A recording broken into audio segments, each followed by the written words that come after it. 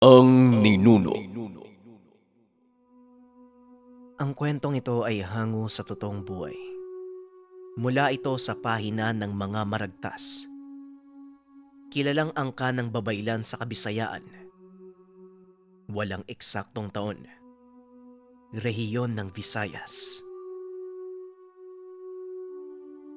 Nagsimula ang kwento sa paggising ng isang matandang babaylan. Itinuring itong matyarka ng kanilang angkan.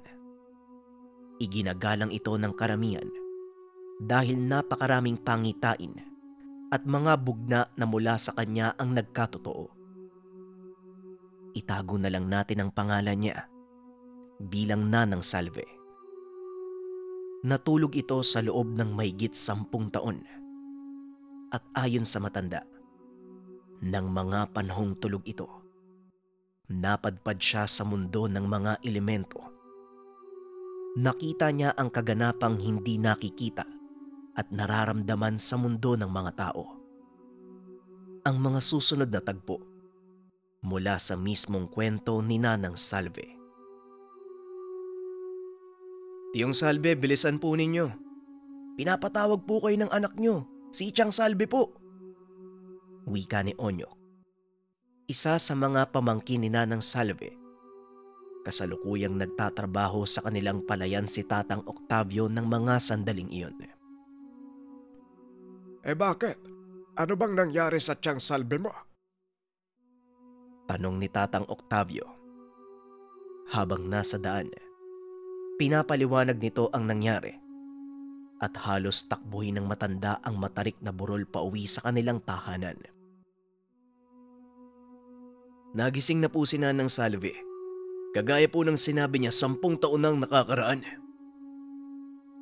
Wika ni Onyok. Pagdating sa kanilang tahanan, nagulat ang matanda dahil nakita nitong nakaupo sa higaan ang asawang inaakala nilang patay na. Mabaging langit. Totoo nga ang sinabi mo, Salve. Nagbalik ka na nga. Wika ni Octavio. Sinabi ko naman sa inyo, babalik ako matapos ang 10 taon. Ikaw lang tong ayaw maniwala. Nakalimutan mo kasing babayla ng napangasawa mo. Tugon ni Nanang Salve. Oo na, naniniwala na ako. Saan ka ba nagpunta? Ang sabi mo sa amin bago ka matulog maglalakbay ka. Tugon ni Octavio. Dito na nagsimulang magkwento ang matandang babaylan. Ayon sa matanda, napadpad siya sa isang lugar sa kabilang dimensyon kung saan nananahan ang matataas na uri ng nilalang. Ang lugar na ito ay nahahati sa 4 na dome o teritoryo. Ang lugar ng mga balaw, lugar ng mga tikbalang, lugar ng mga bungisngis, at lugar ng mga sentor. Ang pinakasentro ng dome ay pinamumunuan ng isang hari. Sinakop din ito ang ilan pang maliliit na kaharian ng engkanto sa paligid, maliban na lang sa kaharian ng mga diwata. Ang 4 na dome ay pinamumunuan ng isang mataas na uri ng nilalang. Tinatawag nila itong Apo Remus. Nagpapakita ito sa kanila bilang matandang lalaki. Pero ang totoong anyo nito, isang higanteng taong ibon. Ang ulo nito ay sa agila. Ang katawan ay sa tao. Ang mga paa nito mula sa hita ay sa agila. Maging ang mga kuko nito sa kamay. Sinasabing may kapangyarihan itong maglalang at gumunaw ng isang mundo. Dahilan para igalang at katakutan ng mga elementong naninirahan sa mundong iyon. Maging ang mga diwata ay natatakot sa kanya. At sa tuwing magdaraan ito, lumuluhod at nagbibigay galang ang lahat. May kaayusan at kapayapaan sa mundong iyon sa ilalim ng pamumuno ni Apo Remus. Hanggang sa bigla na lang itong nawala. Ni isa sa 4 na hari. Walang nakaalam kung nasaan ang dakilang pinuno. Dahil dito, Nagpasya silang pag-agawan ang pamumuno sa 4 na dome. Nagpasya ang 4 na pinuno na pag-usapan ang tungkol dito. Ngayong wala na si Apo Remus, siguro naman nararapat na ako ang pumalit sa kanya. Wika ni Haring Balaw. Tama ka, Haring Sentor. Pero paano natin pagpapasya ng bagay na to? Paniguradong walang magpapakumbaba sa atin. At aaminin ko, ayokong magpasailalim sa kahit sino man sa inyo. Tugon ni Haring Sentor. Napatayo ang isa pang pinuno at nagsalita. Mas lalo namang ayokong magpasailalim sa mga kumakain ng damo.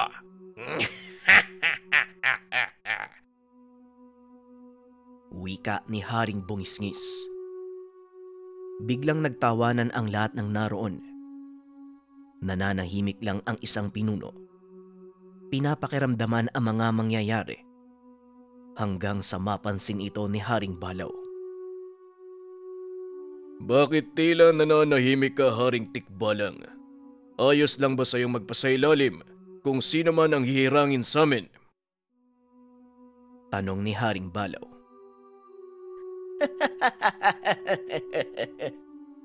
Nababaliw ka na ba?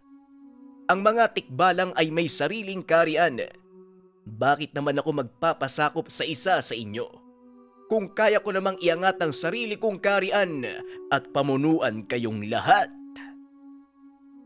At dahil sa sinabi ni Haring Tikbalang, tila sumiklab ang galit sa mga pinunong naroon. Nagsipagtayuan ang mga ito at kanya-kanyang utos sa kanilang mga kawal. Ang kapal ng mukha mong sabihin yan sa harap namin. Sino ka sa palagay mo? Ikaw na mula sa angkan ng mga alipid, magiging hari ng 4 na dome. Kalokohan ang sinasabi mo, Haring Tikbalang.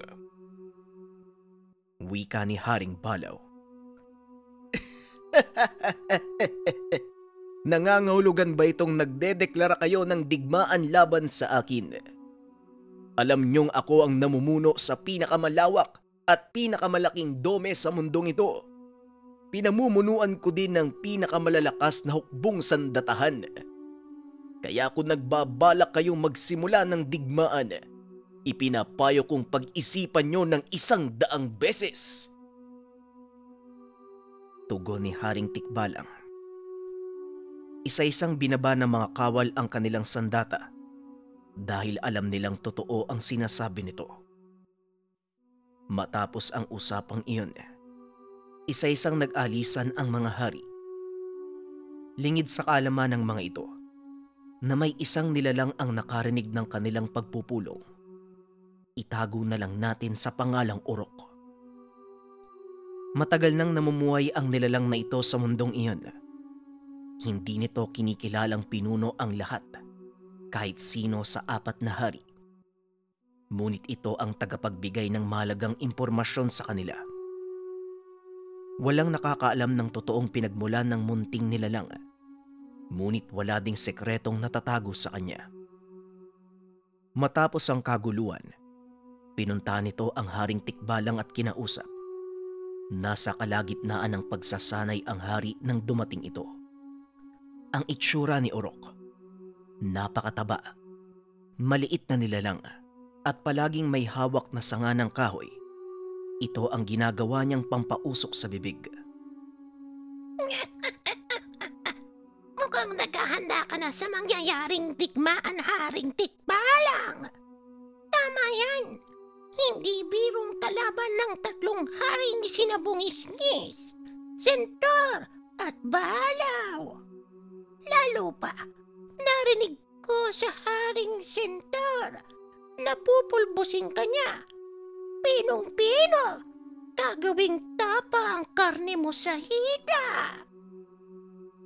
Biglang napahinto ang Haring Tikbalang sa ginagawa at dinampot si Orok. Anong sinasabi mo, Kutong Lupa? Gagawing tapa ang karne ko sa hita. Sinabi ni Haring Balaw ang bagay na yon. Tanong ni Haring Tikbalang. Opo, dinig na dinig kong sinabi niya yun. Tumatawa pa nga siya ng malakas habang nagsasalita, pati na din ang mga kawal niya. Tugon ni Orok. Umuusok sa galit ang ilong ng Haring Tikbalang. Habang sa isip-isip ni Orok, tuwang-tuwa ito sa naging reaksyon ng hari. Sigurado ka ba sa narinig mo, Kutong Lupa?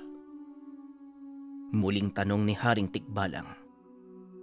Oo naman. Kailan ba ako nagsinungaling sa inyo? Tugon ni Orok. Kung ganon, pumunta ka sa kanilang karian at sabihin mong hindi ako natatakot sa kanila. Gagawin akong tapa. Makikita mo, Haring Balaw! Matapos ng pag-uusap, kagad nang umalis si Orok. Tuwang-tuwa ito sa kasinungalingang sinabi sa hari ng mga Tikbalang, lalo pa nang makita ang nanggagalaiting mukha nito. Kahit kailan talaga, ang bilis niyong maniwala. Hindi na muna ako pupunta kay Haring Balaw. Siguro, pupuntahan ko si Haring Sentor. Wika ni Orok. Tumuloy na ito sa teritoryo ng mga sentor. Sa liit nito, madali siyang nakakalusot sa maigpit na mga bantay ng karian. Nakakapasok siya sa sentro ng palasyo ng walang kahirap-hirap. Pagkarating nito sa bulwagan, pasimpleng tumuloy si Orok sa kwarto ni Haring Sentor na nooy nasa kalagitnaan ng pagtulog. Nakangisi si Orok habang nagpapalipat-lipat sa higaan ng hari. Huminto ito sa bandang tenga at sumigaw ng malakas. Nabulahaw sa pagtulog ang hari. Ito ang kinakatakutan ng lahat. Dali-dali nitong dinampot ang napakalaking maso. Winasiwas. Lahat ng matamaan ay nasisira. Nagpatuloy ito sa pagwawala. Samantalang si Orok naman, pagulong-gulong sa kakatawa. Huminto ang Haring Sentor. Narinig ang halakhak ni Orok. Dito na rin napahinto sa pagtawa ang maliit na nilalang. Orok, walang iya ka. Kutong lupa ka talaga. Anong kailangan mo? Tanong ng hari. Bahagya pa ring natatawa si Orok dahil hinihingal na si Haring Sentor mula sa pagwawala. Nakakatuwa ka talagang tignan pag nagwawala, Haring Sentor. Lalo na kapag umuusok ang ilong mo. Wika ni Orok. Sabay hagalpak sa pagtawa. Nahinto na lang ito nang bigla siyang damputin ng hari. Walang iya ka. Magdasal ka na dahil dudurugin kita ng pinong-pino. Wika ni Haring Sentor. Teka, Haring Sentor. Hindi ka naman mabiro. May mahalaga akong impormasyon para sa'yo. Baka gusto mo munang marinig bago mo ko durugin. Kumalma ang hari. Inilapag si Orok sa mesa habang nakaumang ang maso nito sa kanya. Siguraduhin mo lang na mahalaga ang impormasyon na yan. Sa oras na walang kwenta ang sasabihin mo, tatadtarin ko, pati na rin ang kaluluwa mo. Wika ni Haring Sentor. Siguradong magugustuhan mo ang sasabihin ko. Alam mo ba kung ano ang sinasabi ni Haring Balaw sa'yo? Ibinaba ni Haring Sentor ang sandata. Naupo ito sa tapat ni Orok. Sige, Kutong Lupa. Magsalita ka. Ano ang sinasabi ng kalabaw na yon? Tanong ni Haring Sentor. Wala naman. Sinabi lang naman ni Haring Balaw Tuwing dadaan ka, umaalingasaw. Amoy baktol ka. Yung hininga mo, amoy nabubulok na damo. Nanlaki ang mga mata ni Haring Sentor sa mga narinig. Pero hinayaan niyang magsalita si Urok. Talaga? Sinabi niya ang lahat ng yon. Ano pa? Tanong ni Haring Sentor. Hindi lang yan ang sinabi niya, Haring Sentor. Narinig ko din. Sinabi ni Haring Balaw sa hari ng mga bungisngis na ikaw ang pinakamahinang hari sa inyong apat. Matapos itong sabihin ni Urok, biglang tumayo ang hari. Ibinato ang maso sa dingding. Nasira ito na labis namang ikinagulat ng mga kawal sa labas. Ano ka mo? Mahina. Ako ang pinakamahina. Sinabi niya ang bagay na yon. Humanda sa akin ang kalabaw na yan. Dali-daling lumabas ng kwarto ang hari. Itinipon ang kanyang mga kawal. Nang marinig ito ni Urok, kagad niyang sinundan. Sandali lang, mahal na hari. Meron pa pala. Sa palagay ko, mas mabuting unahin mo ang isang ito. Si Haring Tikbalang. Gusto ka niyang gawing alipin. Biglang napahinto si Haring Sentor. Hinarap si Urok. Ang lakas ng loob niyang sabihin sa akin ang bagay na yan. Siya na mula sa angkan ng utusan ng mga diwata. Gagawin akong alipin. Tugon ni Haring Sentor. Oo, mahal na hari. Tinig na dinig ko ang sinabi ni Haring Tikbalang. Tugon ni Urok. Habang nakangisi, pinagmamasdan ang reaksyon ni Haring Sentor. Normal dito ang sumisigaw, naninira ng mga bagay-bagay. Pero sa pagkakataong iyon, natahimik ang hari. Alam ni Urok na talagang galit na ito. Urok, magpunta ka kay Haring Balaw. Sabihin mong maghaharap kami pagkatapos kong ubusin ang lahi ng mga Tikbalang. Mahinahon nitong nagsalita. Tanda lang na hindi na ito natutuwa sa mga nangyayari. Dali-daling umalis si Urok. Nang makalabas sa karian, humagalpak ito sa kakatawa. Nagpagulong-gulong sa lupa. Nakakatuwa talaga kayong mga hari. Napakataas ng ere nyo. Mukhang maaaliw ako sa mangyayari. Pero parang may kulang. Ano kayang magandang gawin? Pagkagaling nito sa palasyo ni Haring Sentor, pinuntahan niya ang teritoryo ni Haring Balaw. Dito medyo nahirapang pumasok sa pader na gawa sa nagbabagang bato at ilog na apoy na nakapaligid sa mismong karian. Pero dahil porsigido siya sa nais gawin, naghanap ito ng paraan para makapasok hanggang sa dumaan ang malaking ibon. Kumapit siya sa paa nito. Nang makatawid sa pader, kagad siyang bumitaw. Saktong paglagpak ni Urok, dire-diretso ito sa mismong bintana sa kwarto ng Haring Balaw. Nakita nitong nakikipaglaro ang hari sa kanyang mga anak. Laking gulat nito nang biglang magsalita si Urok. Pagbati sa'yo, Haring Balaw. Pasensya na kung pumasok ako sa kwarto mo nang walang pasabi. May hatid akong mahalagang impormasyon. Wika ni Urok. Hindi kagaya ng ibang mga hari. Mainahon si Haring Balaw. Hinayaan nitong makapasok si Urok at magsalita. Sige, anong impormasyon ang dala mo, Urok? Magsalita ka. Tugon ni Haring Balaw. May pinapasabi si Haring Sentor. Gusto kanyang makaharap sa isang digmaan.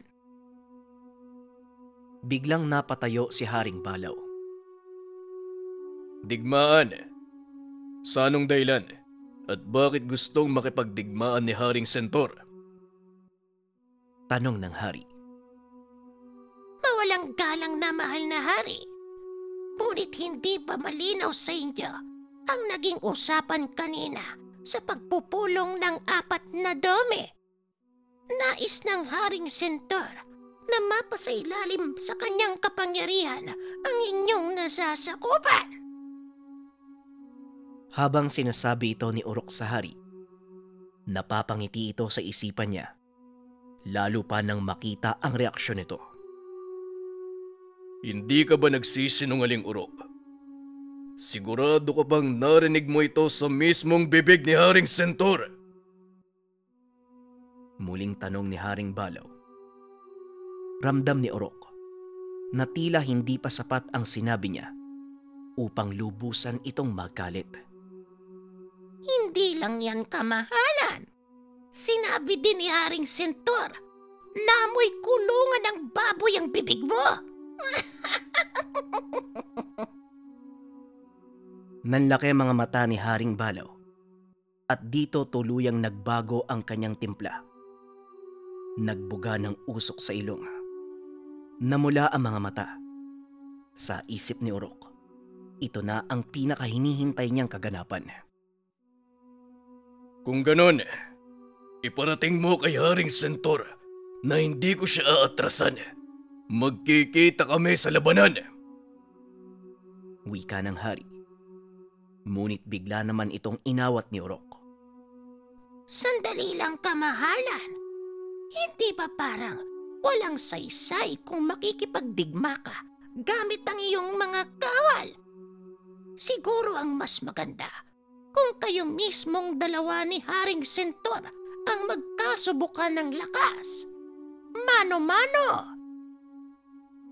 Tugon ni Urok. Panandali ang napahinto si Haring Balaw. Pinag-isipan ang kanyang mga narinig. Muli itong naupo at kinausap si Urok. Mukhang maganda ang mungkahing yan, Urok. Sige, iparating mo kay Haring Sentor. Handa kong harapin siya sa kahit anong laban.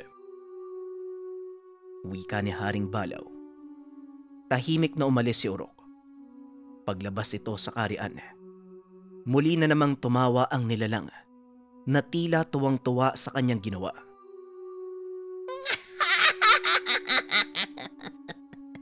Mukhang maaaliw ako sa mangyayari. Magaling! Magaling! Kakaiba ang libangan ni Urok. Ang ugali nito ay mahilig magsulsul. Ang siyang nagiging sanhi ng kaguluhan sa 4 na dome. Inoobserba nito sa loob ng ilang araw ang mangyayari. Hindi pinaparating ni Urok sa sentro ang mensahe sa pagnanais na makita ang kakalabasan ng kanyang ginawa.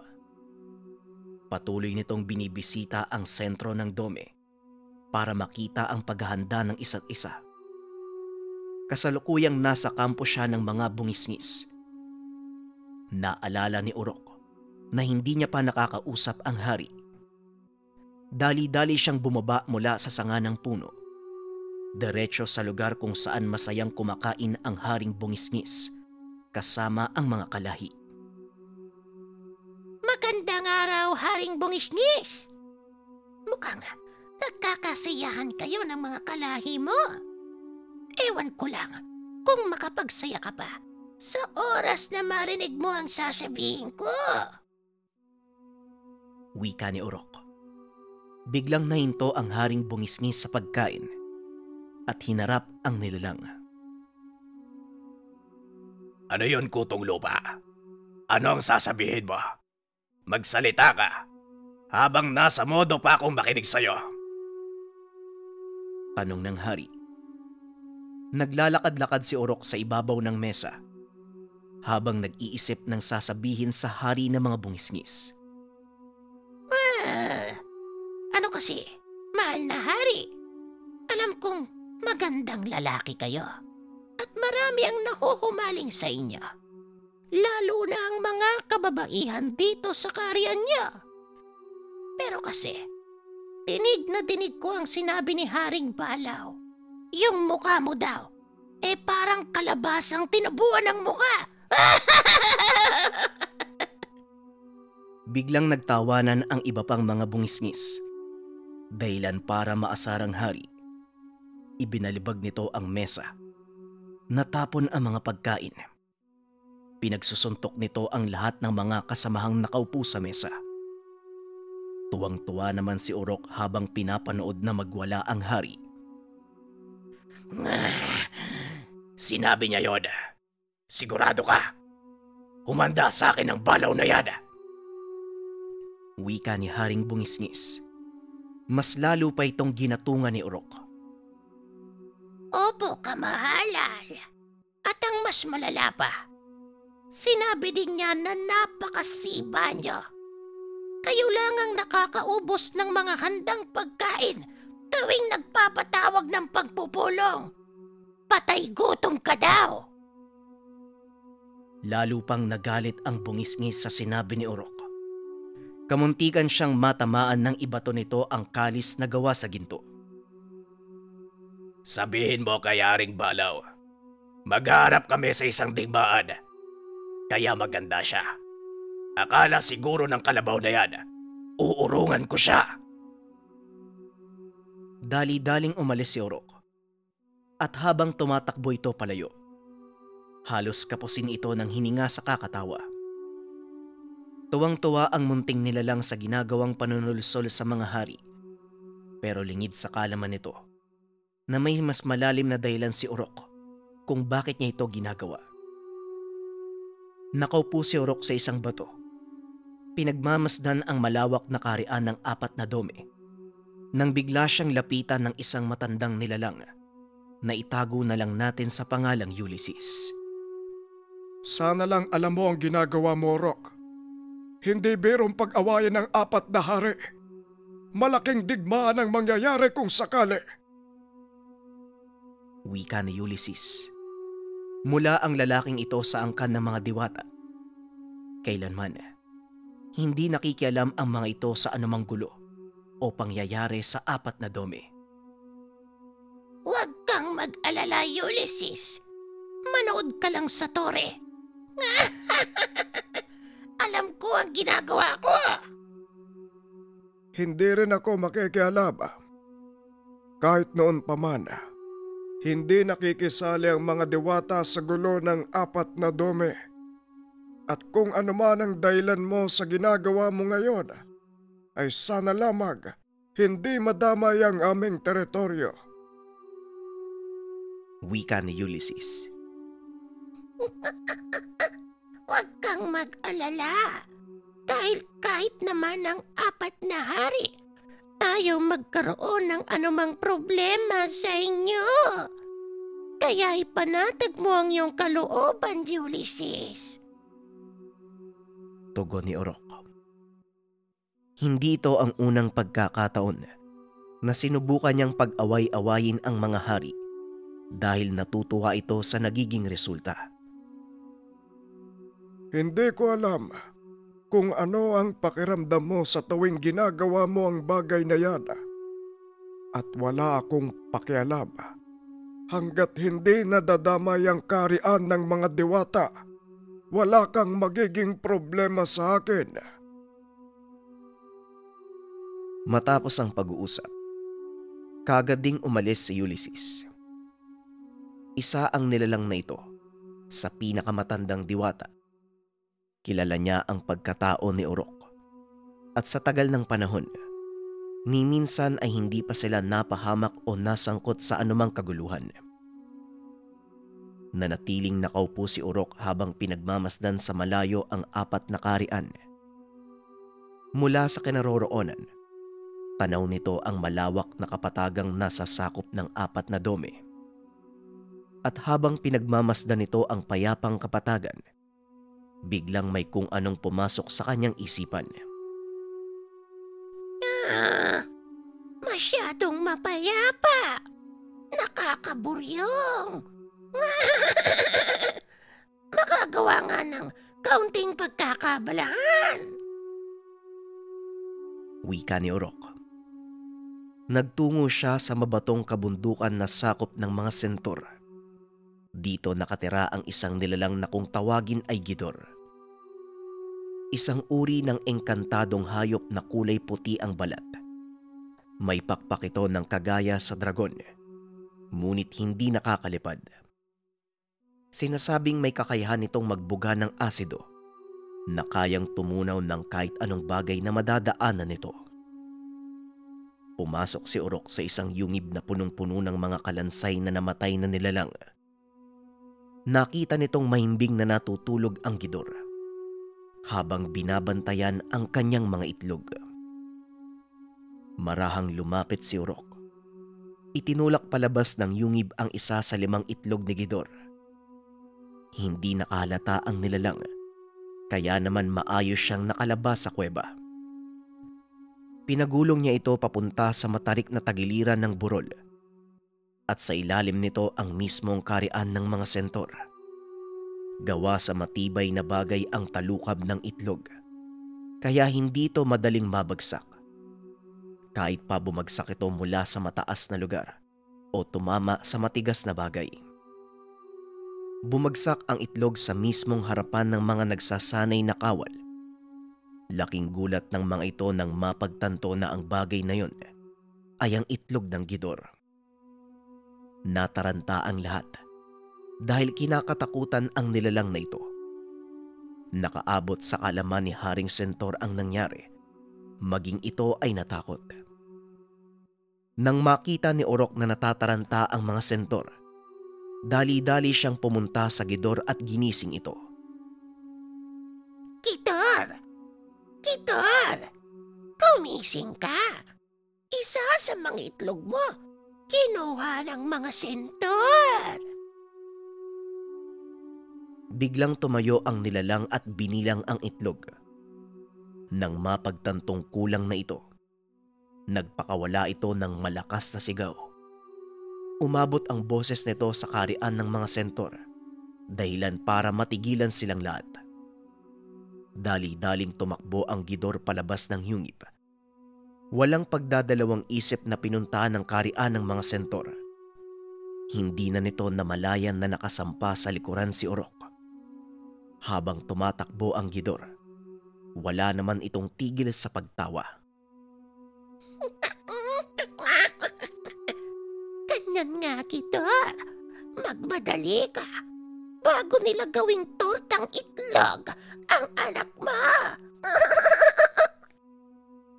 Pagkarating sa karian ng mga sentor, kanya-kanyang pulasan ang mga ito. Marami ang nawasak at may iilan ding namatay. Hindi naman nakagawa ng kahit anong hakbang si Haring Sentor dahil sa takot na baka tuluyang maubos ang kanyang mga kalahi. Nakatago si Urok sa likod ng malalaking tipak ng bato habang pinagmamasdang maigi ang takot ng dakilang hari ng mga sentor.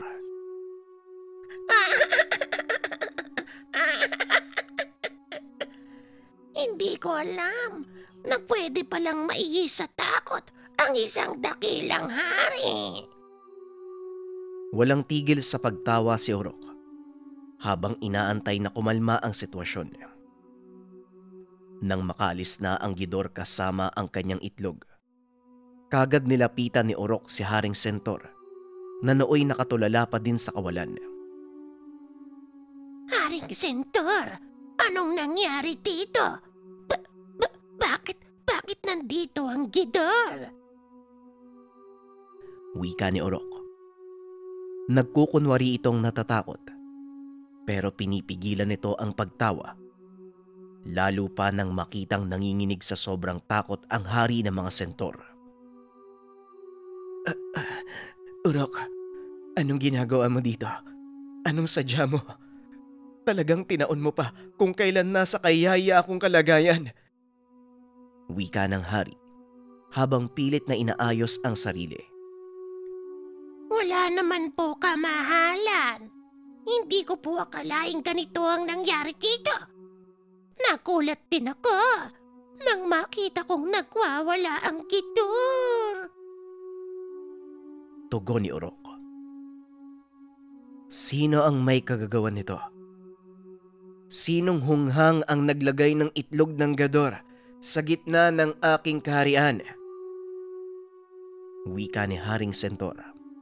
Umalingaw-ngaw ang tinig nito sa buong lugar, dahilan para mapaluhod ang lahat ng mga sakop nito.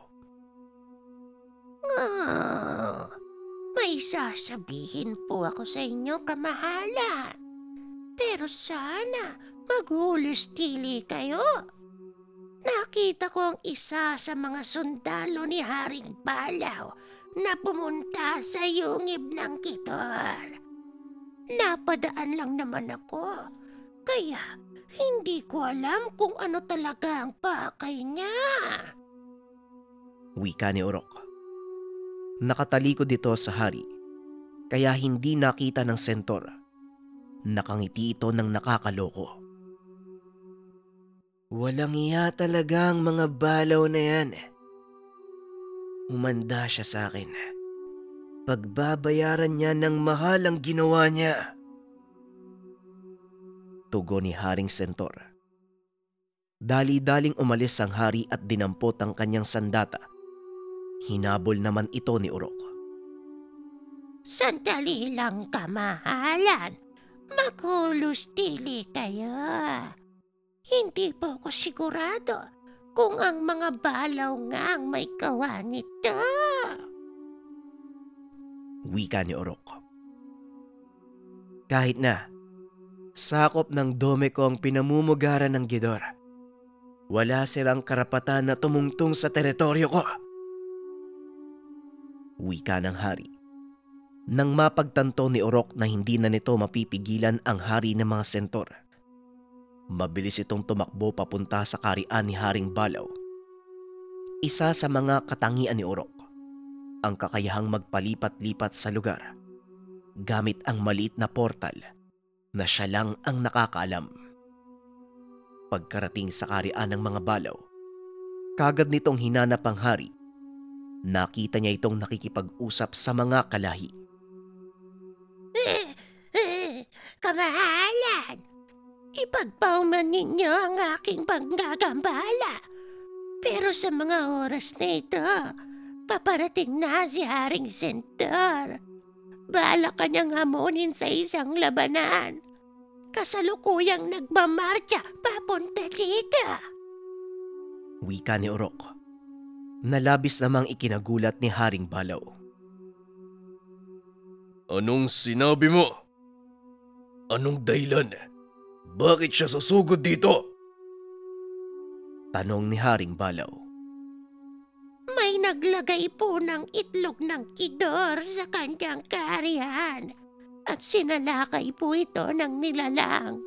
Ang hula po ng Haring Sentor, kayo po ang may gawa nun.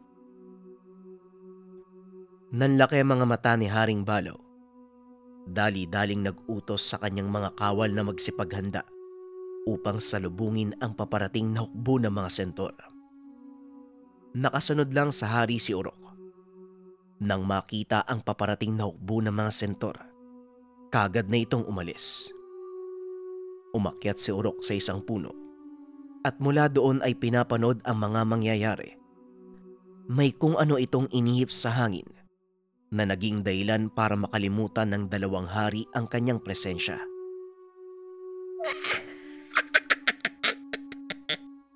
Tignan natin kung sino ang mananalo. Siguradong masaya to. Wika ni Orok. Ilang sandali pa ay tuluyang naglapit ang dalawang panig. Pumagitna ang dalawang hari upang mag-usap. Halata ang galit kay Haring Sentor. Samantalang si Haring Balaw naman ay nanatiling kalmado. Ang lakas ng loob mong pumasok sa teritoryo ko, Balaw. At hindi lang yun, gumawa pa kayo ng malaking gulo. Wika ni Haring Sentor. Ipagpaumanhin mo, Haring Sentor. Pero hindi ko alam ang sinasabi mo. Maging ako, nagulat sa iyong bigla ang pagsugod. Tugon ni Haring Balaw. Huwag ka nang magmaang-maangan pa, Balaw. Alam kong matagal mo nang gustong pabagsakin at sakupin ang aking dome. Kaya ginamit mo ang Gidor upang wasakin ang aking kaharian. Napailing si Haring Balaw sa sinabi nito.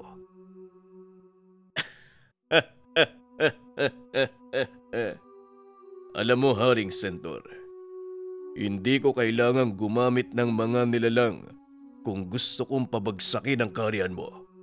Kaya imposible ang sinasabi mo. Tugon ni Haring Balaw. Kalokohan. Kahit kailan hindi ka nanalo sa labanan natin. Ngayon sasabihin mo, sisiw lang ang pagpapabagsak sa kaharian ko. Muling wika ni Haring Centaur. Ngayon, anong gusto mong mangyari, Haring Centaur? Dahil sa inuwa ko, hindi na kita mapapakiusapang kumalma. Tanong ni Haring Balaw. Walang pagdadalawang isip namang sumagot si Haring Centaur.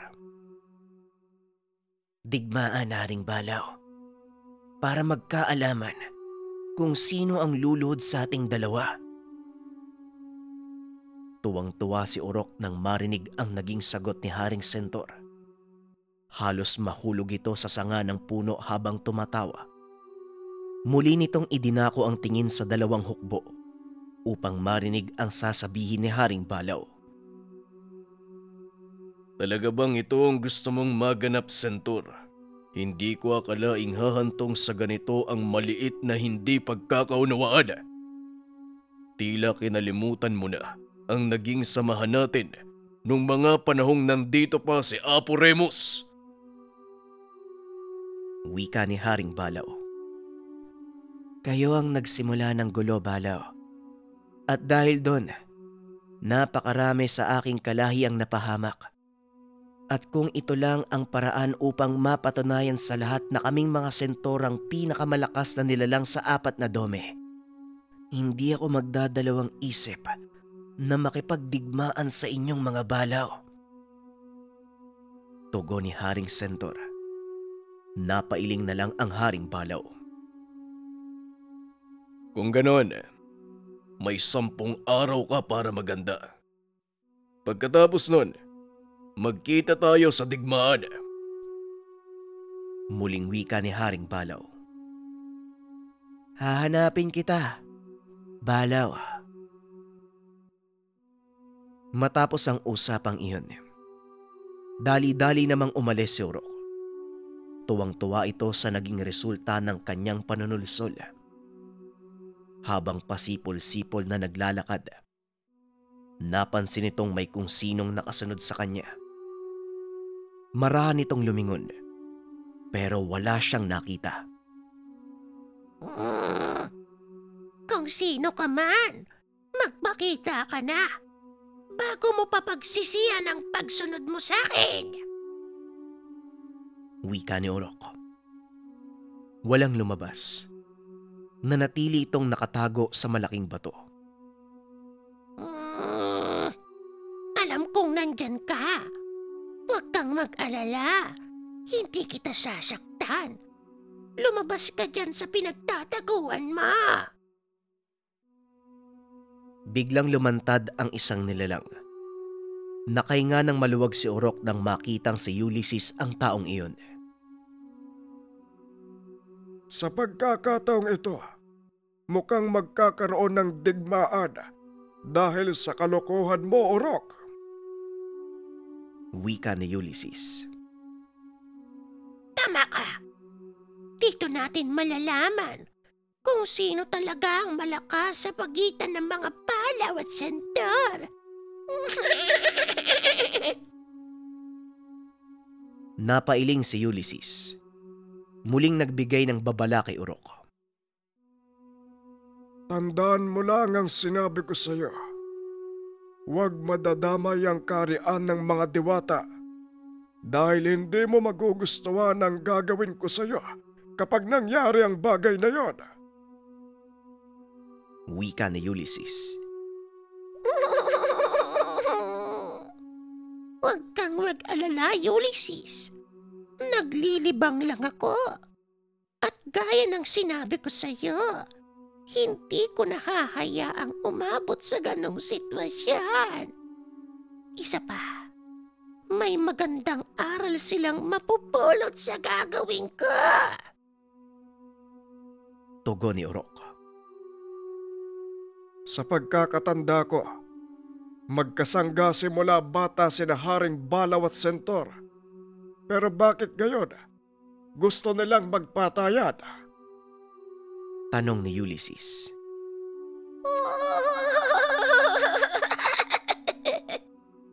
Wala na akong pakialam. Mas maaaliw akong makita silang naglalaban-laban.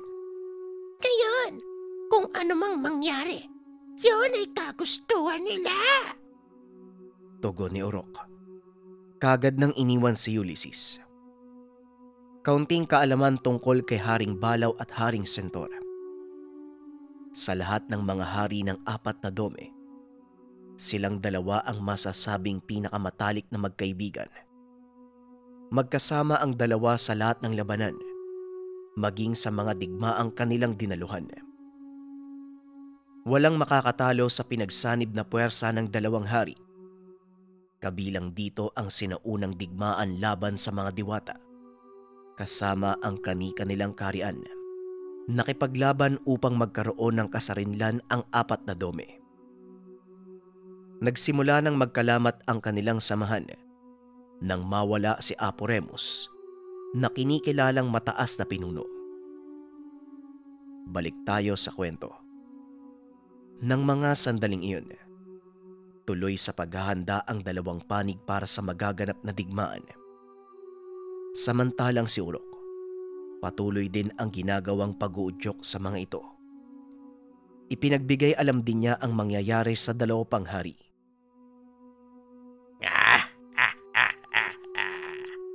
Totoo ba ang mga sinasabi mo, Urok? Kung sakali, magiging pabor para sa akin ang mangyayari. 2 na lang ang magiging karibal ko sa pamumuno. Wika ni Haring Bungisngis. Tama po kayo, kamahalan. Maaring mabawasan ng isa ang kalaban mo. Pero, maaari ding walang mamatay sa kanila. O hindi kaya naman, 2 silang masawi sa laban. Kung ako sa'yo, sisiguraduhin ko na ang tagumpay. Tugon ni Urok. Nakaisip naman ito ng paraan para lalong palalain ang sitwasyon. Kung ikaw ang tatanungin, ano ang pwede kong gawin para masigurado ang tagumpay, Urok? Sino ang papatayin ko? Si Haring Balaw o si Haring Sentor? Tanong ni Bungisngis. Ano ka ba naman, kamahalan? Hayaan mo silang gawin ang gusto nila. Magpatayan sila kung magpapatayan sila. Sa ayaw at sa gusto mo, isa din sa kanilang mawawala. Bakit hindi si Haring Tikbalang ang paglaanan mo ng pansin? Wika ni Urok. Tumawa ng malakas si Haring Bungisngis. Magandang ideya para sa kanya ang sinabi ng munting nilalang. O nga naman. Bakit hindi ko nga naman paglaanan ng pansin ang dati kong kaibigan? Tugon ni Haring Bungisngis. Matapos ay kagad na itong naganda upang maglakbay papunta sa teritoryo ng mga Tikbalang. Mabilis na ring umalis si Urok upang isagawa naman ang susunod niyang plano. Naunang dumating si Urok sa kaharian ng mga Tikbalang na nooy naghahanda na din sa pakikipaglaban. Dali-dali nitong hinabol ang Haring Tikbalang upang tanungin. Mawalang galang na po, kamahalan. Maaari ko bang malaman kung saan ang punta niyo? Kagad huminto ang hari upang harapin si Urok. Pwede ba, Urok? Wala akong panahon upang makipaglokohan sa'yo. Nagmamadali ako. Papunta kami sa teritoryo ni Haring Sentor upang sumaklolo sa digmaan nila ng mga balaw. Tugon ni Haring Tikbalang. Bagyang napangisi si Urok. Kaso nga lang wala ito sa kanyang plano.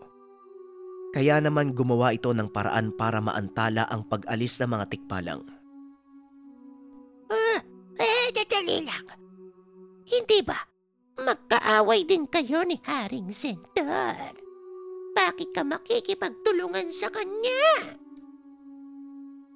Tanong ni Urok. Maaring tama ka. Magkaaway nga kami ni Haring Sentor. Ngunit nakipagkasundo siya sa akin na kaming dalawa ang mamumuno sa 4 na dome sa oras na masakop namin ito. Biglang nanlaki ang mga mata ni Urok. Para bang nakakita ng isang bariles ng ginto. Sandali lang, Haring Tikbalang.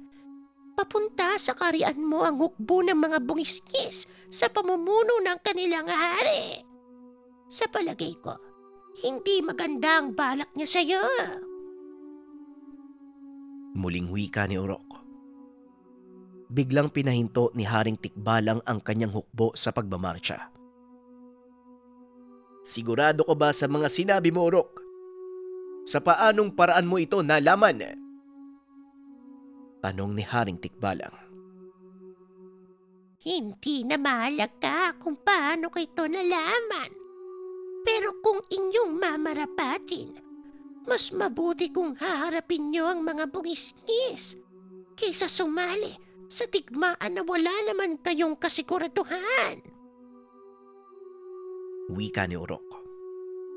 At paano mo nasabi na walang kasiguraduhan ng digmaan na pupuntahan namin?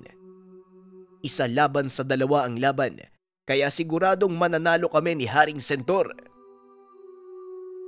Wika ni Haring Tikbalang.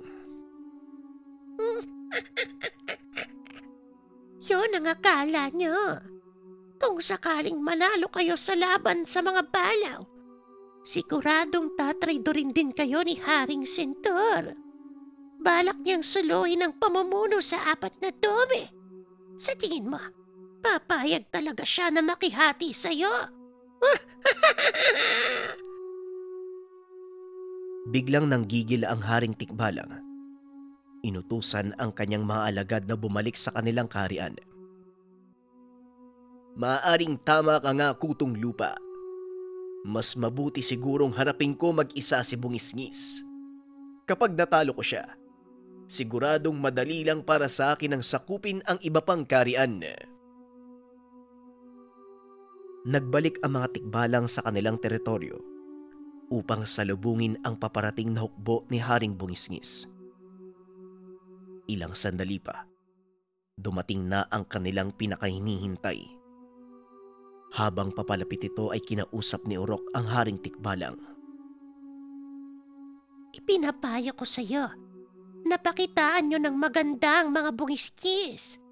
Kumbaga, linlangin nyo sila. At sa oras na makuha niyong tiwala, saka kayo kumilos. Wika ni Urok sabay lundag papasok sa isang portal. Inakala ng lahat na wala na ang munting nilalang. Pero lingid sa kanilang kaalaman, nagtatago lang ito sa paligid.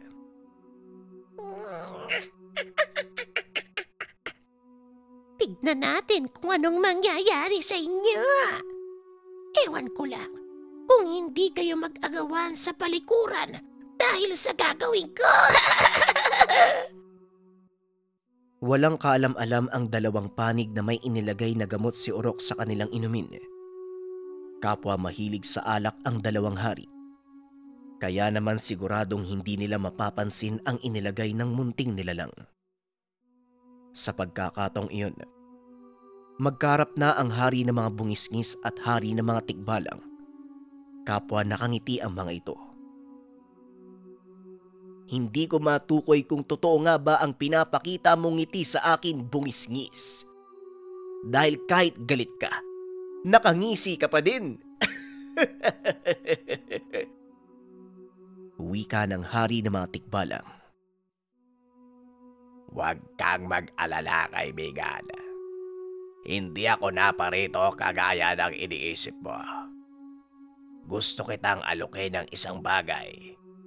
Yan ang pag-uusapan natin sa harapan ng mga tapayan ng alak na dala namin.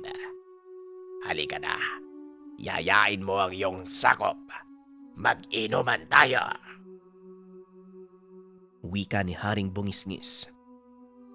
May pasan-pasan itong kalabaw at ilang baka mula sa mundo ng mga tao bilang regalo sa hari ng mga bungisngis. Bagya naman itong nainsulto dahil sa ginawa ng hari ng mga bungisngis. Hindi ko alam kung ano ang totoo mong pakay, Haring Bungisngis. Naparito ka ba para insultuin ako? O sadyang mapuro lang ang memorya mo at nakalimutan mong hindi ako kumakain ng karne?